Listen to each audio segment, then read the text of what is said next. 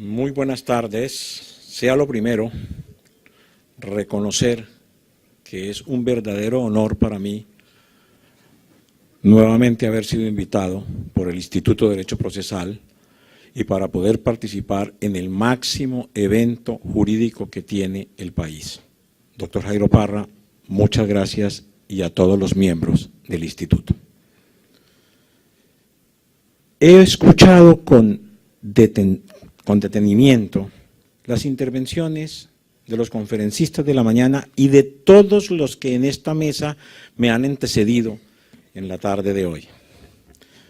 Y sin querer queriendo, como se dice, estoy totalmente de acuerdo con varias de las afirmaciones. Y quiero hacer una pequeña introducción recordatoria históricamente para tratar de que hagamos el esfuerzo de ubicarnos.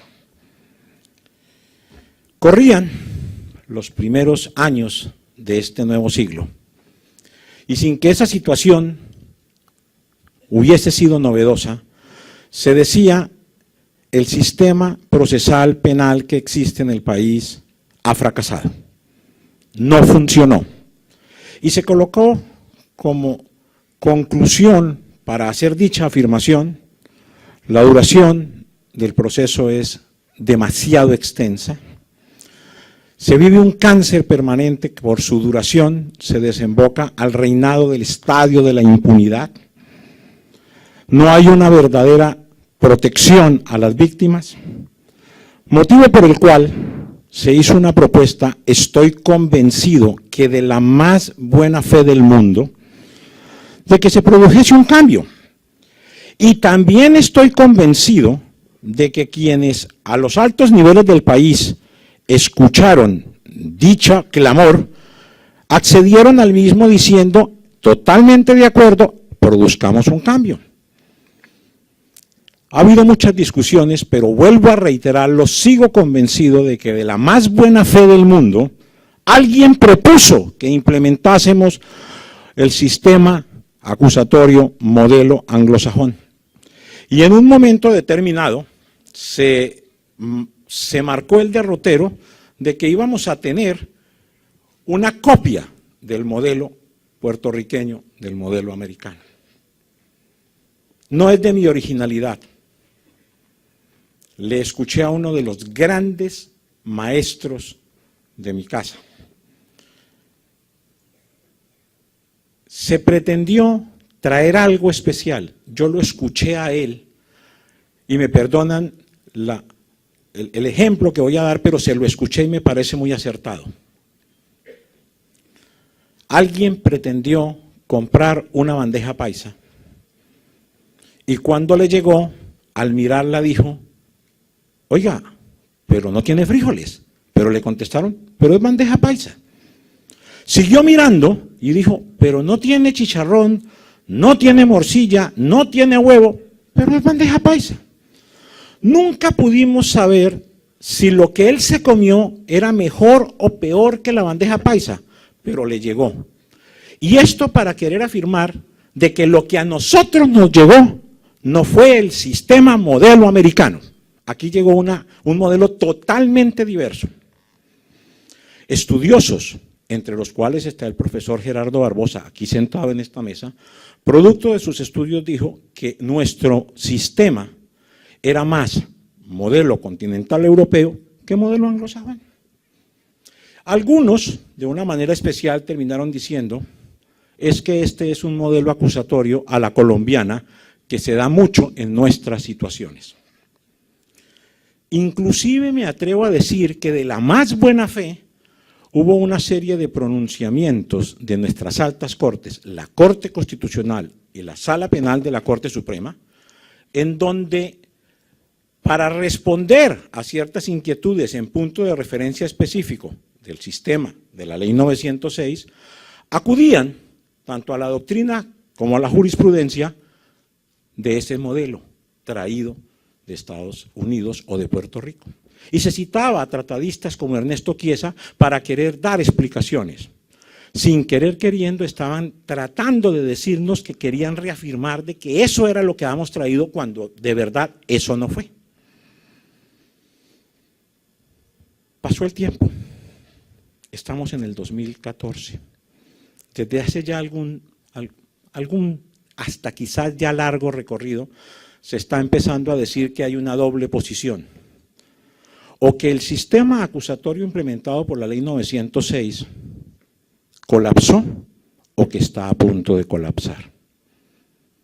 Y que por esa circunstancia tenemos que desembocar o a hacer unos ajustes para que se vuelva de verdad efectivo, o como algunos penalistas reconocidos del país han dicho, que es que eso hay que suprimirlo y hay que volver a esquemas anteriores. Yo personalmente pertenezco al grupo de defensor a ultranza de la vigencia del sistema acusatorio, pero eso no obsta para afirmarlo categóricamente, pertenezco al grupo de decir que hay que realizar unos ajustes precisos para que esto, en la medida de lo posible, funcione. Colocados en ese punto, se me invitó a que participase a tocar los aspectos principales de las reformas penales que tocan con este asunto. Y se elaboró un escrito que reposa en el texto que se entrega de memorias, con una situación especial que recojo las palabras de uno de los intervinientes esta mañana que dijo: sobre el fin de semana me tocó cambiar porque se presentó un nuevo proyecto el jueves de la semana pasada. A mí no me pasó que fuera el jueves de la semana pasada. Lo que sucede es que empecé a hacer los estudios correspondientes de los proyectos de reforma que se empezaron a presentar por iniciativa de la Fiscalía y que comportó unos foros especialísimos en Duitama, San Andrés. Pero resulta que ese proyecto que empezó a caminar y que se ha ido debatiendo en el Congreso ha sufrido serias modificaciones y ha tenido que ser recogido, y hoy en día todavía estamos en inminencia, con palabras directas de la propia Fiscalía, de que se están elaborando un especial borrador para llevar un nuevo proyecto. Entonces, en un momento determinado puede desembocar uno a tener que sostener de que quizás de lo que uno va a hablar puede que ni ser tratado o quedar en el olvido. El punto que a mí me correspondió y sobre el cual escribí se coloca en la situación de la supresión de la audiencia de imputación, tema que todavía sigue vivo allí. Pero yo quisiera aprovechar la coyuntura para hablar un poco de eso y hablar sobre otro tipo de situaciones especiales. Aquí se ha dicho, lo dijo la doctora María Victoria, bueno, ¿cuál es el modelo al fin que nosotros tenemos? Esta mañana el profesor italiano hizo un parangón especial entre el sistema acusatorio italiano y el sistema adversarial norteamericano y produjo unas afirmaciones categóricas donde sostuvo, son distintos, tienen distintas finalidades. A nosotros se nos empezó a decir que nuestro sistema era adversarial y que era modelo americano, y resulta que estamos en situaciones completamente diversas. Nosotros no estamos frente, como lo dijo la doctora María Victoria, a un juez imparcial, un árbitro imparcial. Siguen existiendo mandatos constitucionales claros en que al juez se le está exigiendo como director supremo que haga los esfuerzos correspondientes para el reinado de una justicia material. Le aprendí a mi gran maestro, el profesor Jairo Parra, porque hay una norma especial que dice que el juez tiene prohibición expresa de decretar pruebas de oficio.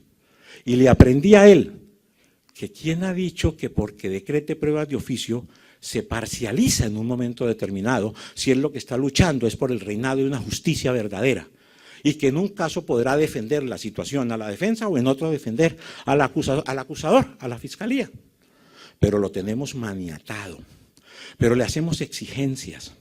Se tocan puntos de esa situación de si es vinculante sí o no la posición de la Fiscalía cuando pide absolución o cuando no pide condena sobre determinados delitos. Hablaba el profesor Gerardo Barbosa con precisión de la famosa situación del principio de congruencia que ha existido de mucho tiempo atrás y que aquí tiene una precisión especial, en donde se dice que la congruencia se hace con la acusación, con la petición en el alegato final de parte de la Fiscalía, allá ya para terminar el juicio oral y con el fallo de sentencia. Entonces el juez de conocimiento termina siendo un convidado de piedra que queda supeditado a otro tipo de situaciones. Pero lo que yo quiero decir es, esto así por encima, mira en qué estamos. Le escuché una frase clara a una persona que para mí es muy experta en estos temas, la doctora Ángela María Buitrago. Aquí todavía no sabemos qué es el sistema acusatorio. No lo hemos entendido. Y yo lo que estoy viendo con una profunda tristeza es que se dieron en la exposición de motivos que llevaron a la implementación de la Ley 906 unas situaciones bien extrañas. ¿Qué se pretendía? Primer norte, acortar los términos. Segundo norte, darle un mejor posicionamiento a la víctima. Y tercero, no son los únicos tres, hay muchos más, pero y el tercero, a un reinado de justicia restaurativa de una manera efectiva. ¿Se acortaron los términos? Todo el mundo se está quejando. Tanto es así que dicen que la voz del pueblo es la voz de Dios, que dice que es sabia. ¿Qué dice el pueblo? Esto no es ningún sistema acusatorio, este es el sistema dilatorio, este es un sistema que no camina.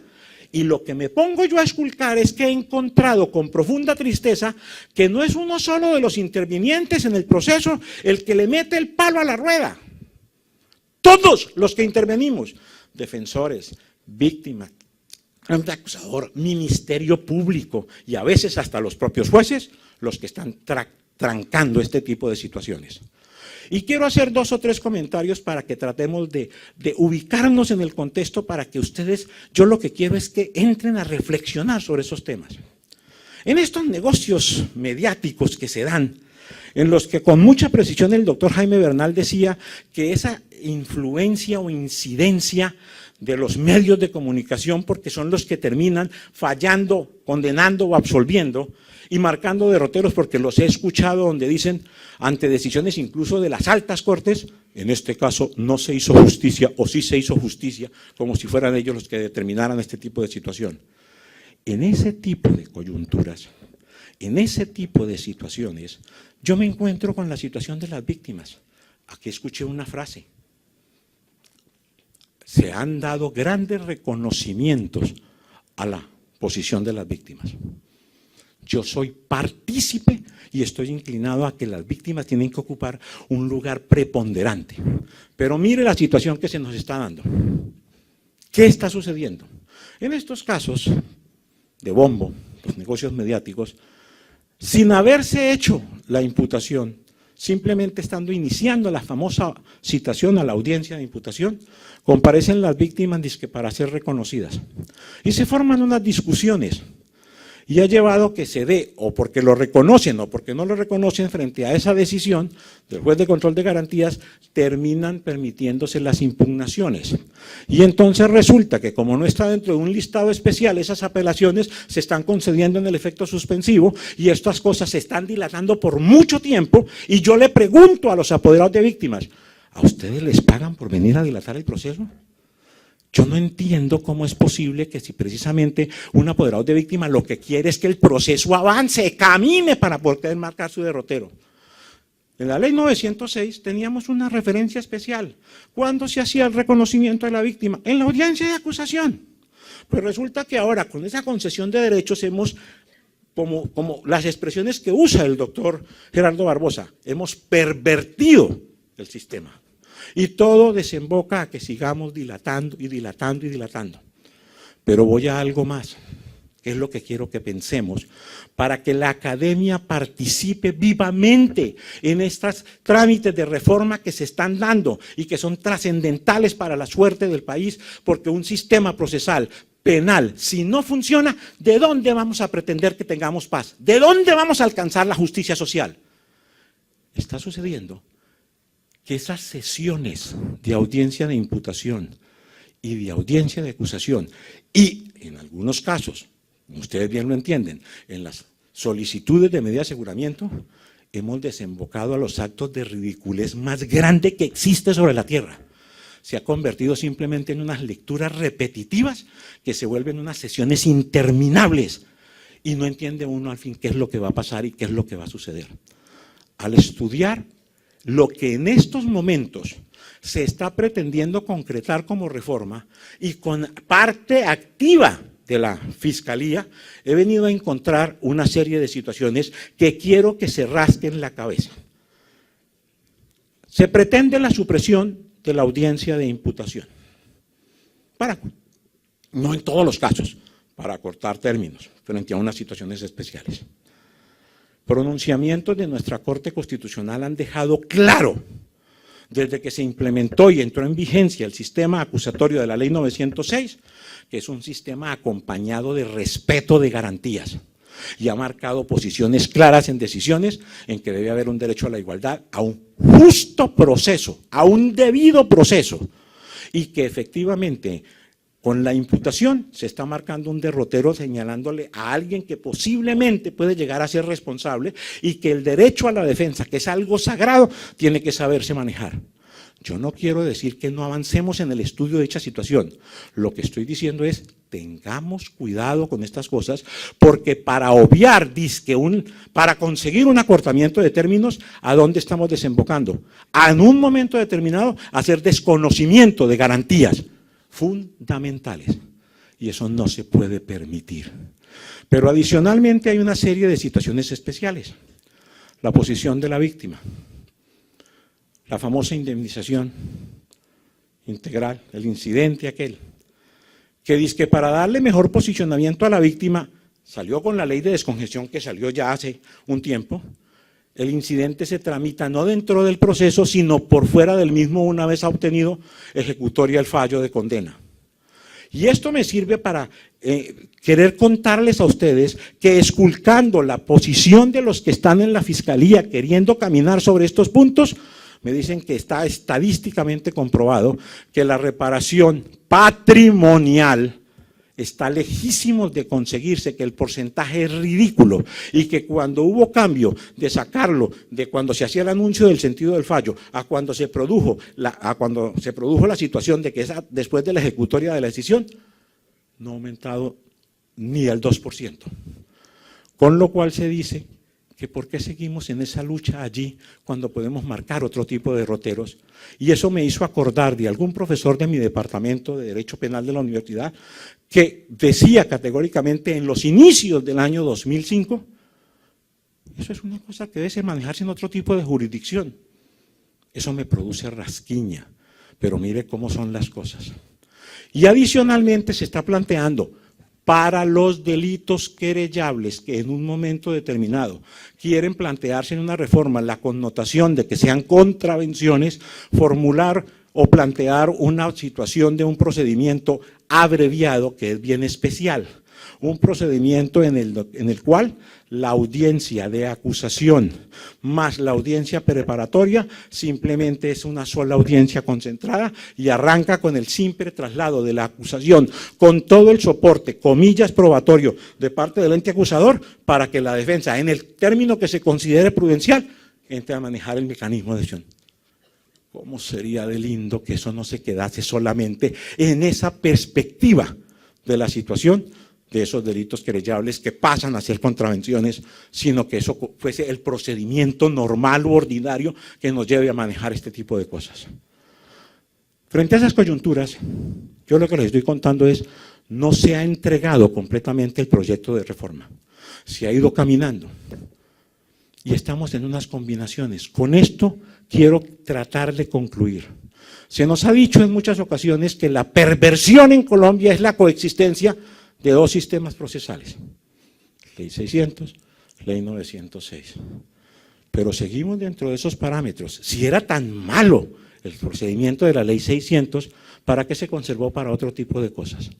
Yo solo quería, y me perdonan que me ha salido un poquito del contexto, porque tenía que haberme dedicado, pero ahí está el escrito, en el libro que les ha entregado de memorias, sobre los puntos específicos de la situación de la supresión de la audiencia de imputación. Quise tratar de que ustedes se rasquen la cabeza pensando de que aquí será verdad que nos vamos a ubicar en el punto de saber qué es lo que tenemos, qué es lo que queremos y para dónde vamos. Mientras eso no lo definamos, esto no va a funcionar. Muchísimas gracias.